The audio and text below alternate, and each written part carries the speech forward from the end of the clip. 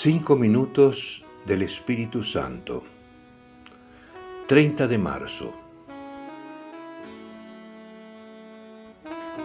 Una vez más, intento contemplar con una mirada positiva a la gente que hay a mi alrededor para descubrir los carismas que hay en mis compañeros, familiares y amigos.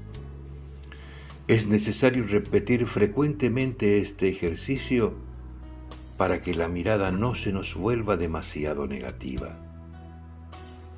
Doy gracias al Espíritu Santo por cada uno de esos carismas que Él derrama en los hermanos y me pregunto cómo puedo ayudarlos para que esos carismas den mejores frutos para bien de todos.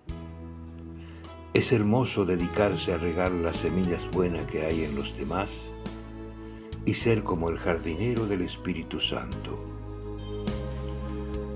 Me detengo a pedir al Espíritu Santo para que me libere de los egoísmos y me ayude a hacer un acto de amor sincero y generoso hacia alguna persona.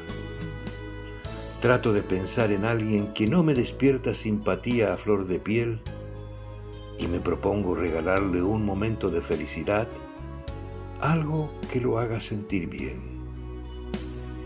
Recuerdo que en esa experiencia de amor tendré un encuentro íntimo y profundo con un amor que me impulsa hacia el infinito con el Espíritu Santo. Vale la pena intentarlo. Autor: Cardenal Víctor Manuel Fernández.